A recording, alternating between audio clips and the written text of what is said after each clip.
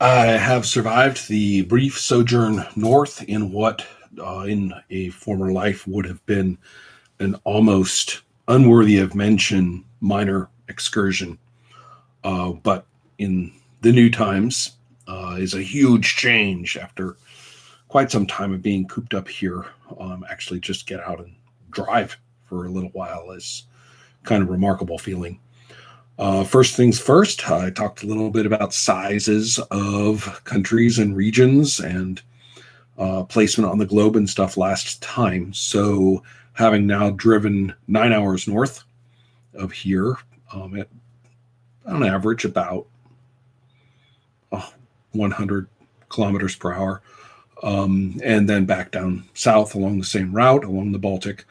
Um, I do have now a very gut concept of the size of Sweden, having traveled back and forth east west at this latitude. Really, is one thing, and then zooming up and down north kind of gives me a nice little triangulation sense. So the uh, the coastline of Sweden on its eastern side um, isn't the length of the country. So if you scoot just a little bit inland and were to travel up the center of the map country, so center, head straight up north, you've got quite a lot more of Sweden to go. And that's fully inland and is, I guess, what most people would refer to as really, really, really north. Um, the towns and cities that people think of as north on the Baltic, places like Luleå, Umeå, places like that are one thing and are often spoken of as way up there. But then I look at the map and I realize there's quite a bit more, zooming way up into that confluence of Norway and Finland. Okay, so what next? Here I am back. What happened? Did we have fun? Was it an adventure? And so forth.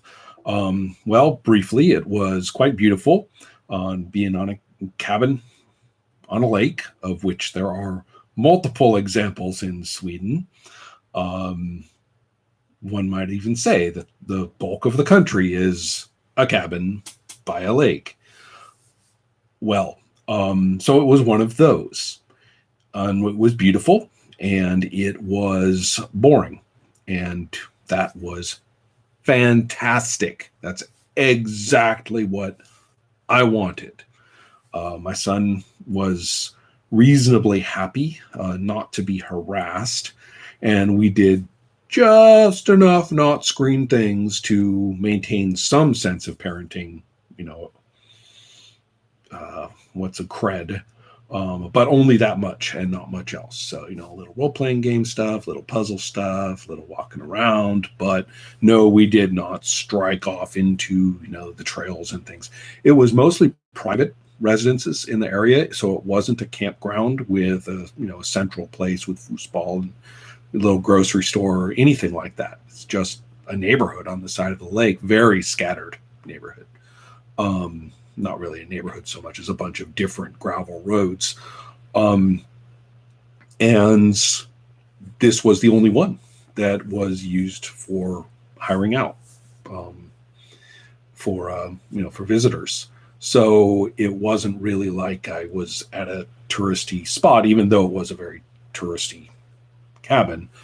Um, but one thing I kind of liked about that, because there's E4, this major highway, and then there just turns right off and you are on gravel right away. You go under a bridge and take a right, and then it's a network of different watery spots that you go to, most of which are people's homes, and the homes that have been there for quite a long time. These are very classic Swedish places. So okay, what I liked, even though I didn't go on very many errands, didn't drive in and out all the time, but I did a little bit. You had to get some groceries, had to get some gas, stuff like that. And the place was personable enough. I mean, because you had to, cars are coming at each other, and you got to like wedge yourself over and let the guy go by and stuff.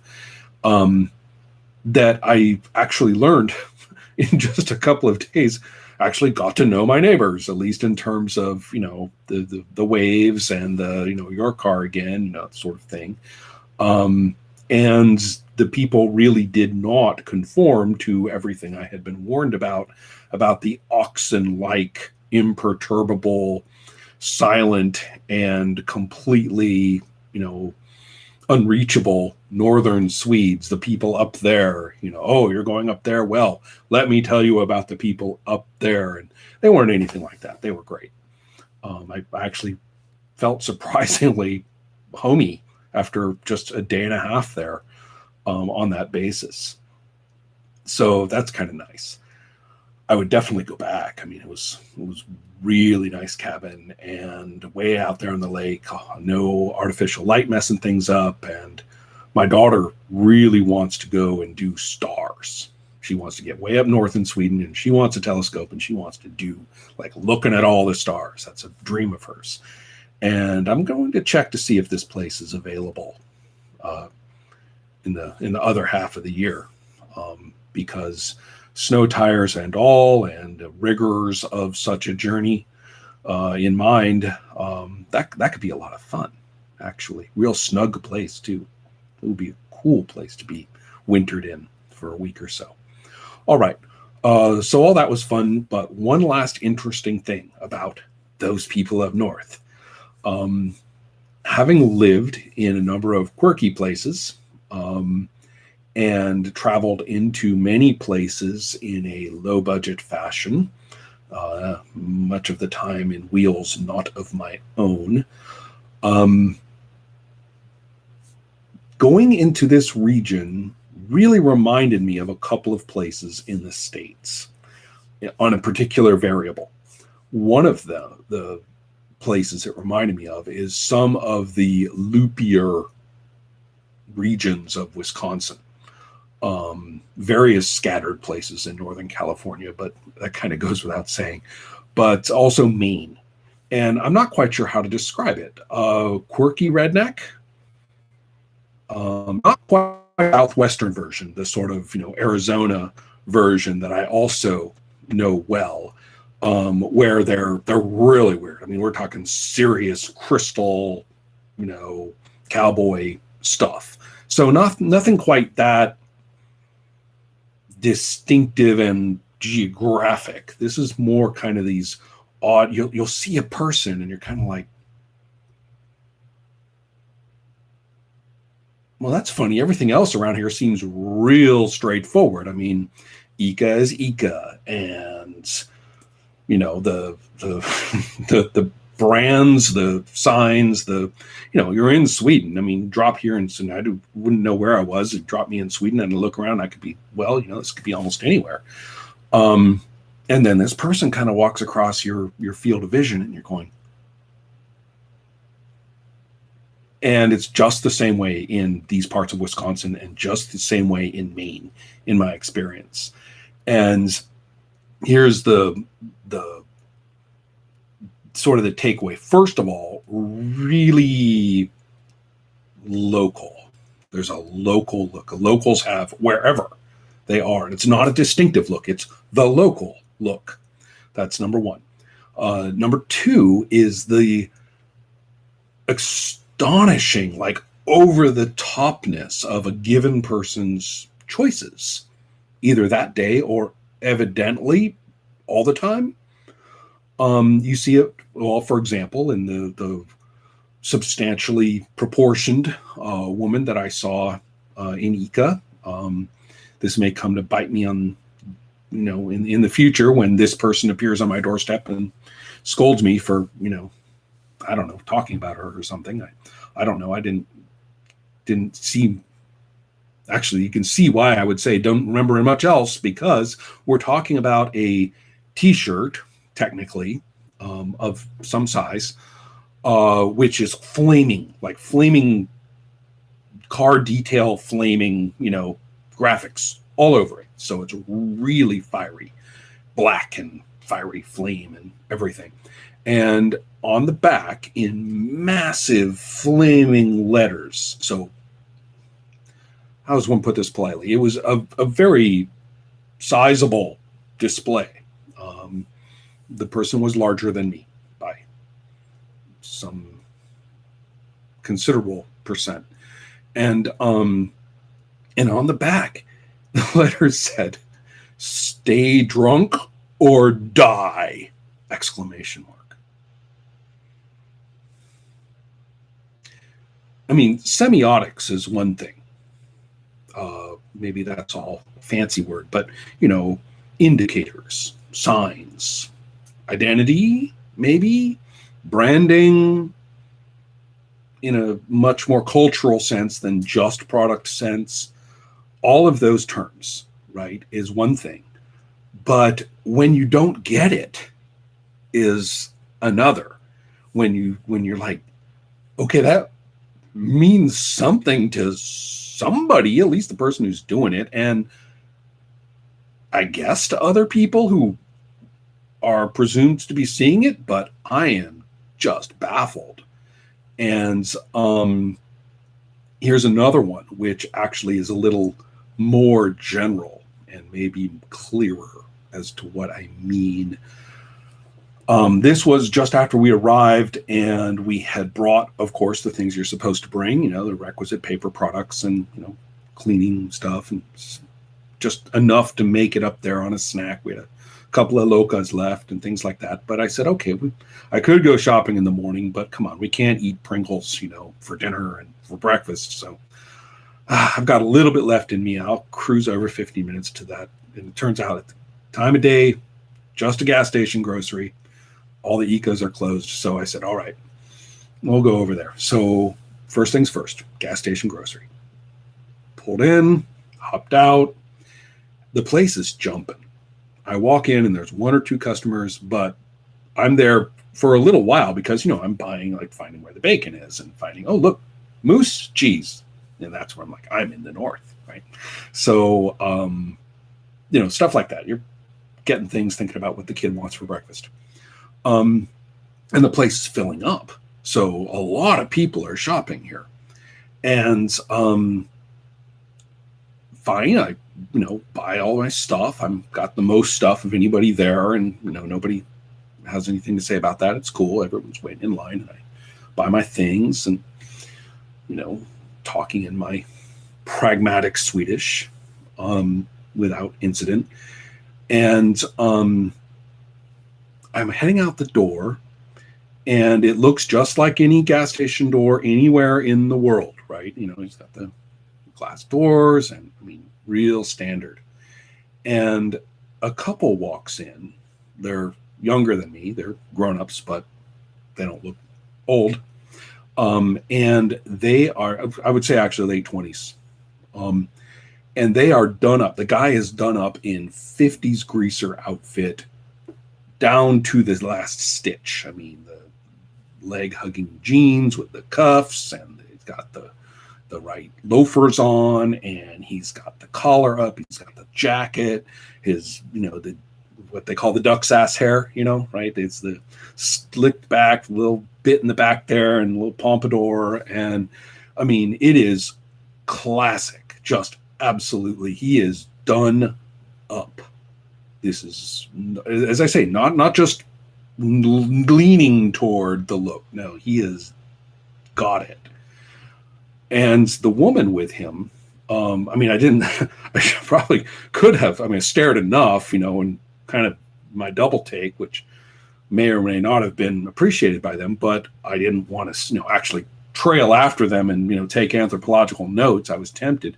The woman, I think, was in a different period. Staring at the woman in public is not what I was inclined to do. But as far as I can tell, she had more of a late 80s look, kind of the fashionable punk. Her hair was certainly several colors and feathered up in all sorts of different ways, and had sort of more that glam, kind of high fashion glam or trashy glam look, that that's very 80s, late 80s to me. And I seem to remember even like fingerless gloves and stuff like that, but sort of a cross between a flasher and a pump. I mean, a flapper, not flasher, a flapper and a punkster. And I mean, but it was also really every single piece of clothing all the way. And they walk in and are shopping, and I'm on my way out. And fine. And I'm thinking to myself, okay, they've got a look. It's Friday night. Maybe they're out for Friday night, and which is almost certainly the case, but maybe it's a costume thing. Maybe they're done up. Hey, maybe they LARP around here. I don't know. But they were, cosplay worthy, certainly. And I walk out, and they're parked in the gas station lane, is their car. And then I realized that this was not just a costume night that they had done one time. No, because I am looking at a pink Cadillac, and it is really a pink Cadillac. I mean, I stopped at that point. Okay, dignity gone to the wind. No casual glance and keep moving. No, I stopped. I'm like, that's a pink Caddy, and it, the top was down, and it had everything. And not only that, and this is kind of cool, not only that, it had a used look. It was a lived-in, we drive this car. It didn't look like it had been sitting in storage for 365 days and then gotten fully detailed and then driven out for its one day on the road as a showpiece. It was absolutely authentically what it was, but it also meant, it looked like people drove this thing around and did things with it. It was a working vehicle.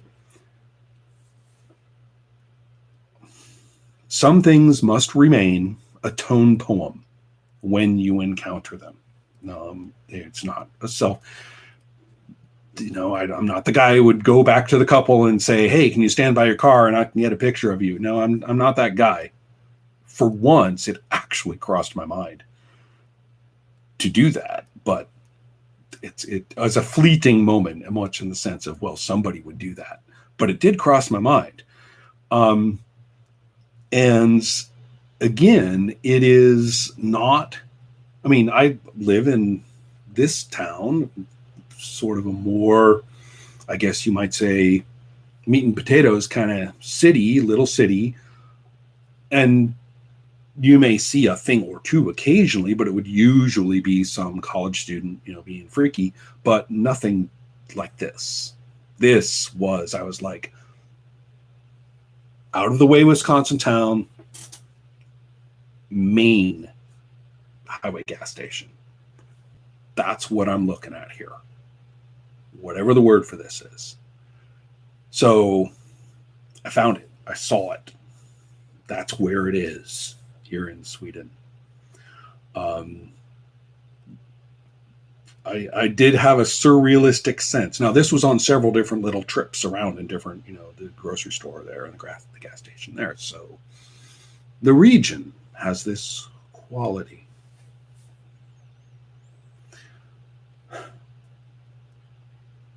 Tone poems in life, when you run across them and you don't say, what is the significance of this? Not much anyway. Speaking of cool little things, one little set of books, so-called, that I plan to be reading soon. This is a collection. Okay, so first of all, look at these. See these little pamphlets, right? They're pretty substantial. Stiff covers. This is not, they're flat. They don't bend. And a little form factor here. See, like that. I love this form factor. This as an object, as a readable object. I would decree all reading matter must be, look like this, and I would not be less happy if that were the case. And what are these? I picked these up quite a long time ago as a bunch. And they seem to be edited by this fellow named Walt Liebscher. And he is, this published by Fantasy House, 6045 Vineland Avenue, North Hollywood, California. And this first one came out in 1974, and the rest swiftly followed. Apparently, Fantasy House also published hardback classic pulp fantasy and science fiction, classics, heavily illustrated, as was the way of things published then and into the early 70s. And the first one is all stories by Liebscher himself, obviously written not too long before the thing was published. And then the rest, Fantasy Reader is the name of these collections. That was number 1. And I have up through number 7. Don't know if there's more. I'm not planning on investigating this until after I'm done. So right now it's me and these cool ass little booklets, and I'm going to enjoy that. And then I'll get all investigative and internet-y and see what's up, if anything indeed is available, because there are a lot of fucking memory holes, okay? The internet is not the actual terrain of the human pop culture experience. Seriously. Well, anyway, the rest, though, are very much classics. We've got E. Everett Evans. We've got Arthur Machen. We've got Robert Chambers, maker of Moons. Really awesome illustrations, too. Just really nice stuff. We've got Bryce Burroughs and what appears to be awesome illustrations, too. Just really nice stuff. We've got Bryce Burroughs and what appears to be something I have never encountered by Burroughs. Substantial. This one's thick, actually, pretty solid. Pretty solid chunk of story here called The Man-Eater, with the lion and woman and everything. So, a lot of pulp good. The Man-Eater, with the lion and woman and everything. So, a lot of pulp goodness here. Let's see, who else? Arthur Machen, Robert Chambers again, and Albert Kinross. Interesting. The Fearsome Island. Nice, iconic cover work there. And so, anyway, who was Walter Liebscher? How did he, what was Fantasy House? And one actually envisions an actual corner house on Vineland Avenue as just like, a house. Many publishing houses being nothing but someone's mom's house. Well, who knows? Maybe that's not true. Maybe it was a great big industry. I don't know. But back then, you did not have collections of Robert Chambers or Arthur Machen readily to hand. Ballantine Fantasy had Lynn Carter edited a series of reprints, recollections of much such stuff, but they were not always available, and they went out of print upon their first printing, usually, so you had to find them in used bookstores. Not like today, when you can go and, like, everybody who, there's Lovecraft fans, and then there's, like, the badasses, because they have read Chambers, not just Lovecraft. It's a little bit like people who are all into Raymond Chandler, and then other people kind of one-up them and say, well, yes, but I read Dashiell Hammett, that sort of thing. So that's how Chambers is to Lovecraft in pop culture today, and so the name is known, even though the people who claim that probably haven't read anything but half of The King in Yellow and gave up. Well, anyway, I did quite a lot of work. Unnecessary now, right? I could have started now and just toddled off and got all these collections you can get today. But back then, finding a copy of something by Chambers was tough. And Clark Ashton Smith was tough enough to find copies of, whether through a series of British publications or through a brief set of American reprints with gorgeous, gorgeous covers. But again, hard to find. They came out one time.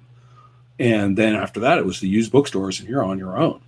So anyway, it was really at the time, I mean, the mid 70s, to have this pack of rather gorgeous things, which quite frankly, I really don't think any of these would have been available in any form to anyone except through